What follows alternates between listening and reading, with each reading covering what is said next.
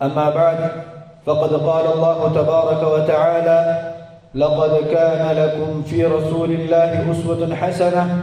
وقال تعالى: فاستبقوا الخيرات.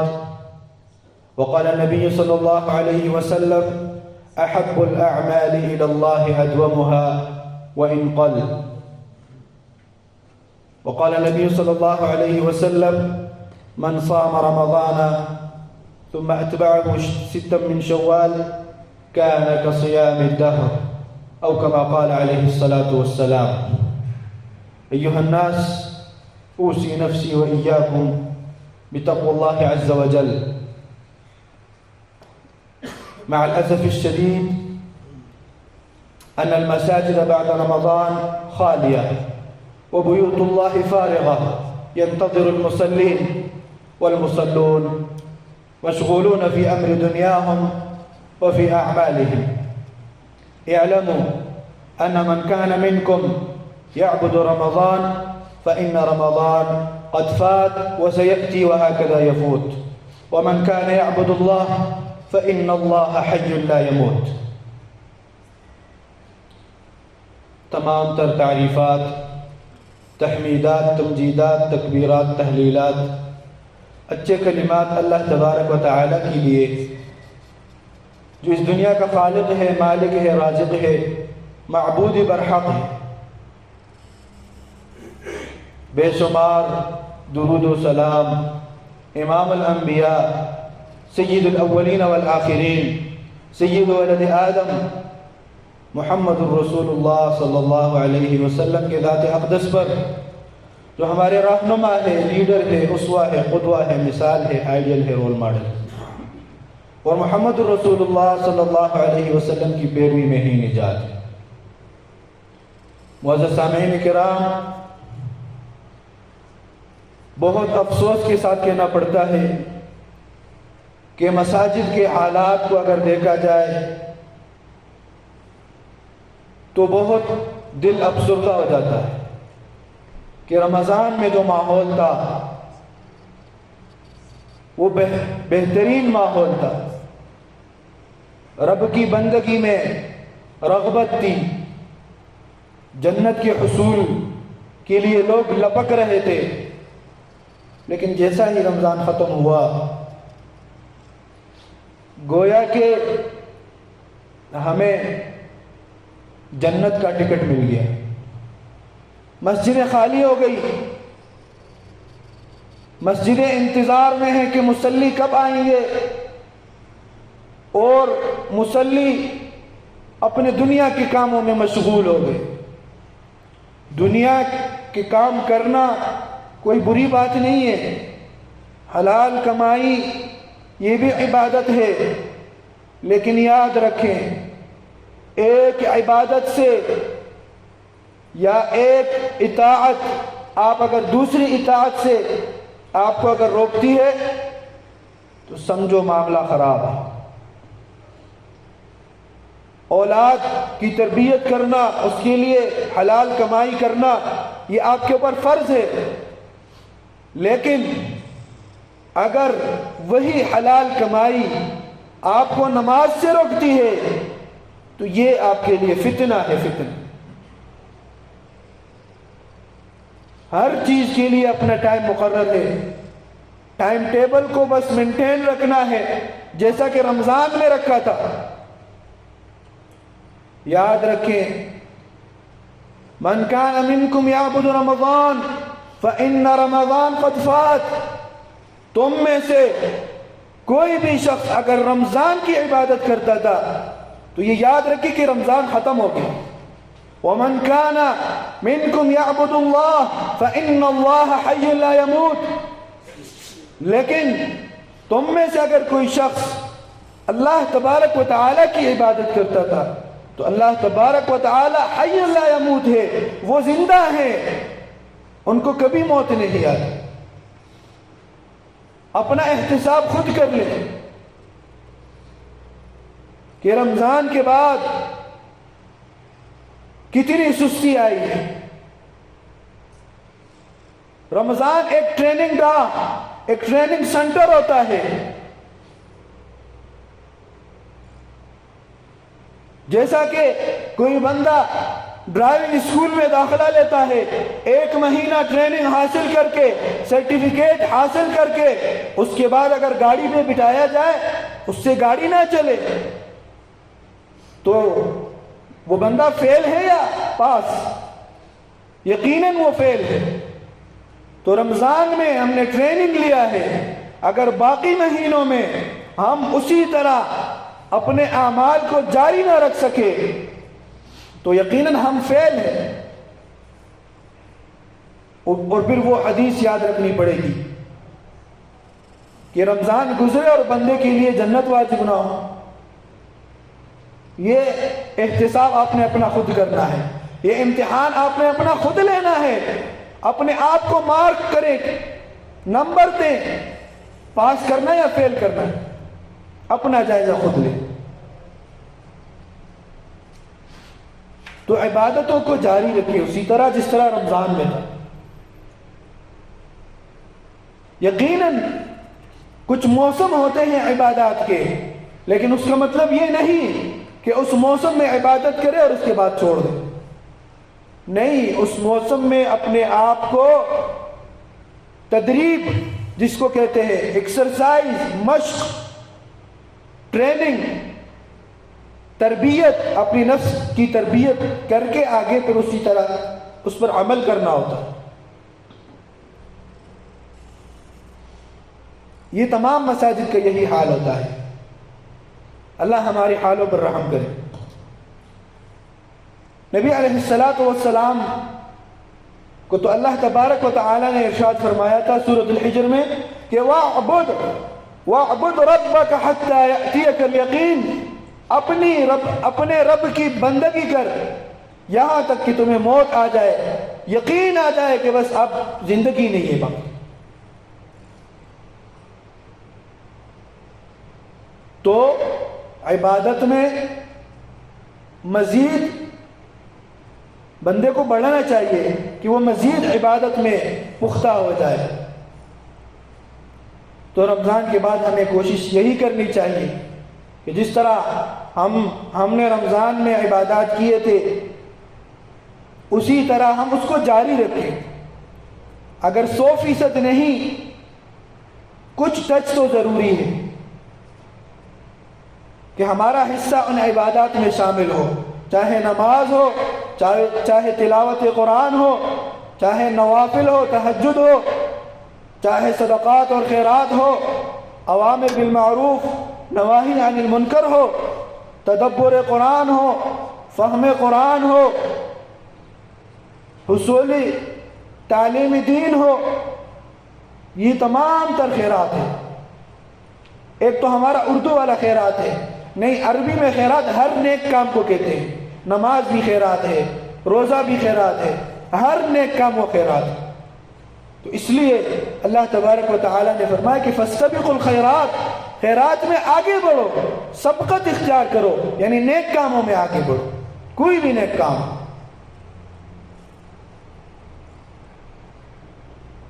اور رمضان کے بعد جو شوال کا مہینہ ہے، اس مہینے میں بھی ہمارے لیے کچھ گزارشات ہیں۔ نبی علیہ السلام نے ارشاد فرمایا کہ من صام رمضان ثم اتبعه 6 من شوال كان كصيام الدهر، کہ جس بندے نے رمضان کے روزے رکھے اور اس کے بعد شوال کے مہینے میں 6 روزے مزید رکھے، اس کا مثال ایسا ہے كان كصيام الدهر، جیسا کہ اس بندے نے پوری زندگی یا پورے سال روزے رکھے۔ یہ بالکل اسی طرح ہے۔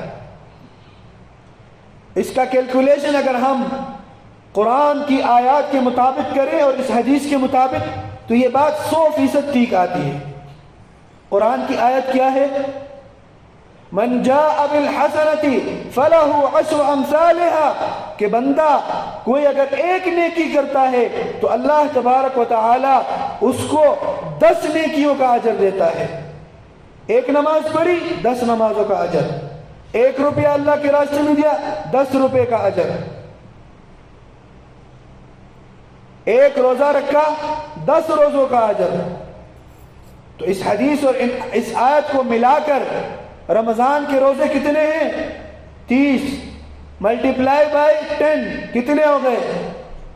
300 اور حدیث میں ہے کہ اگر اس کے ساتھ کوئی 6 روزے اور رکھے تو کان کصیام الدہر، جیسا کہ پورا سال یا پوری زندگی اس نے روزے رکھے۔ 6 روزے ہو گئے، اللہ ایک روزہ 10 پہ شمار کرتا ہے، ملٹیپلائی بائی 10 کتنے ہو گئے؟ 60۔ رمضان کے 300 اور یہ 60، 360۔ سال میں کتنے دن ہوتے ہیں؟ 360۔ پورا سال کا اجر مل گیا۔ اب ہر سال یہ ریپیٹ کرو گے تو پوری زندگی۔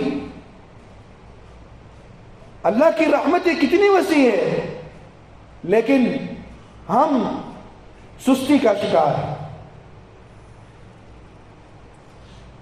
اللہ نے بہت رحمت کے دروازے کھولے ہیں ہمارے لیے کہ بندہ تھوڑا سا کرے میں بہت زیادہ اجر دوں، لیکن دل میں کچھ حصول بھی تو ہو، رغبت بھی تو ہو، اللہ کی محبت کا حصول بھی تو ہو، عبادت کے لیے آگے بڑھنے کا جذبہ بھی تو ہو۔ تو جب یہ ساری محبتیں ہوگی، جنت کا محبت، جہنم سے نجات کا حصول، اللہ کی قربت، تو انشاءاللہ تبارک و تعالی کہ اللہ کی باتیں سچے ہیں، اللہ کی باتیں سچے ہیں۔ وَمَنْ أَصْدَقُ مِنَ اللَّهِ قِيلًا، اور کون ہے اللہ کے سوا؟ اللہ سے سچا کون ہے؟ کوئی نہیں۔ ان اللہ لا یخلف المیعاد، اللہ تبارک و تعالی کبھی بھی وہ وعدے کے خلاف نہیں کرتا، لیکن ہم اپنے آپ کے اوپر ظلم کرتے ہیں۔ وَلَكِنْ كَانُوا أَنفُسَهُمْ يَظْلِمُونَ، یہ لوگ اپنے نفسوں کے اوپر خود ظلم کرتے ہیں۔ سارے پیکیجز کلیئر ہے، اللہ تبارک و تعالی نے سب کچھ بتا دیا ہے، نبی علیہ السلام نے وضاحت کر دی۔ اب کام ہمارا ہے کہ ہم اس پر عمل کرتے ہیں کہ نہیں۔ تو اس چیز کو جاری رکھیں۔ شوال کے مہینے میں 6 روزوں کا اہتمام کیجئے، اگر پورے سال کا ثواب چاہیے روزوں کا۔ اسی طرح جمعرات اور پیر کے روزے ہیں، آپ کو پتہ ہے، اس کا بھی اہتمام کریں۔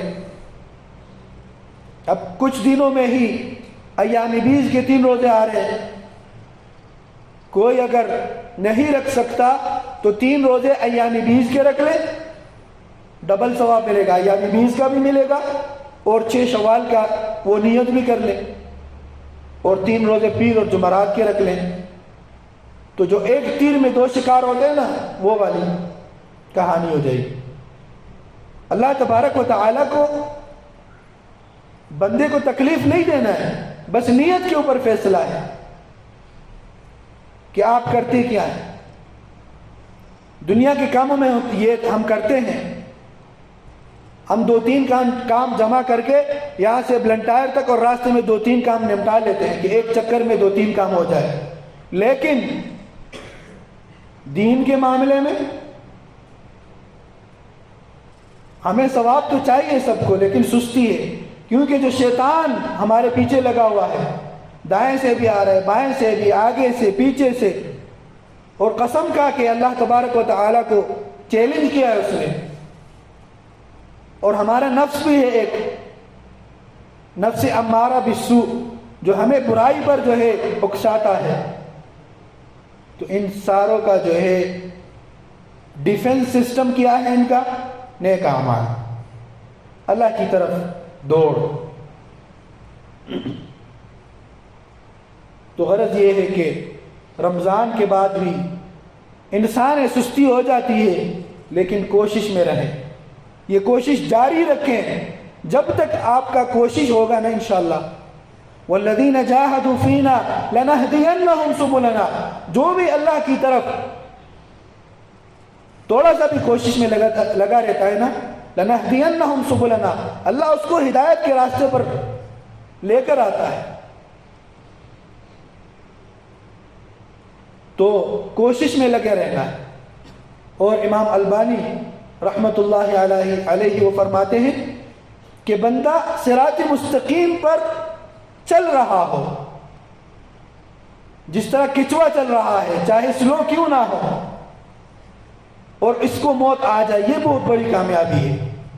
آپ اپنے ٹارگٹ تک پہنچے یا نہ پہنچے، لیکن آپ کو موت اس حالت میں آئے کہ آپ صراط مستقیم پر چل رہے ہو،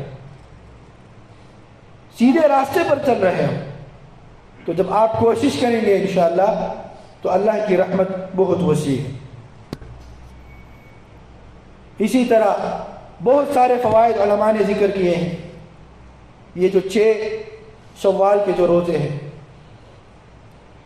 کہ شوال کے اگر 6 روزے کوئی رکھتا ہے، سب سے پہلے تو جو رمضان میں جو کمی کوتاہی ہے، اللہ تبارک و تعالی ان 6 روزوں میں سے اس کو پورا کرے گا۔ یہ اللہ کی رحمت ہے۔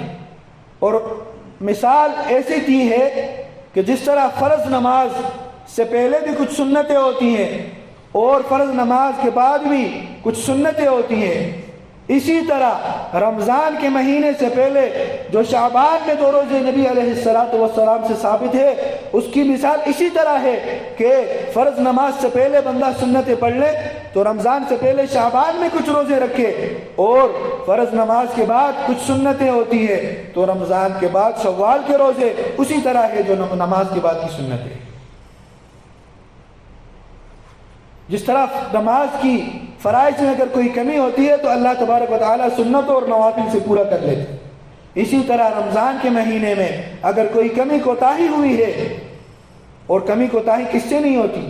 کل بنی آدم خطا، بنی آدم کا ہر بیٹا خطا کار ہے، معصوم عن الخطا تو کوئی نہیں۔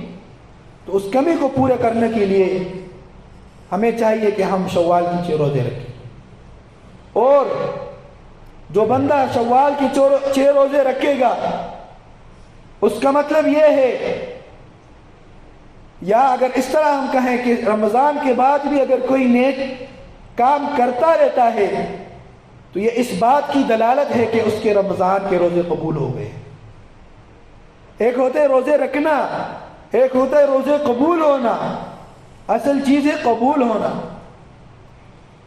حابیل اور قابیل دونوں نے صدقہ پیش کیا، ایک کا قبول ہوا ایک کا نہیں ہوا، اس وجہ سے وہ ضد میں آ کر اس نے قتل کیا۔ تو قبولیت اصل چیز ہے کہ اللہ تبارک و تعالی کسی بندے کے اعمال کو شرفی قبولیت بخشے، یہ بہت بڑی کامیابی ہے۔ تو ایک نیکی کے بعد اگر بندہ دوسری نیکی کرتا ہے تو یہ اس بات کی دلالت ہے کہ گویا کہ پہلی نیکی قبول ہو گئی ہے۔ تو اہتمام کریں، یہ 6 روزے رکھیں، اور اسی طرح یہ جاری رکھا کریں۔ جتنے بھی اعمال ہیں، صدقہ ہو، خیرات ہو، نوافل ہو، تہجد ہو، نیک کام ہو، اس کو جاری رکھیں۔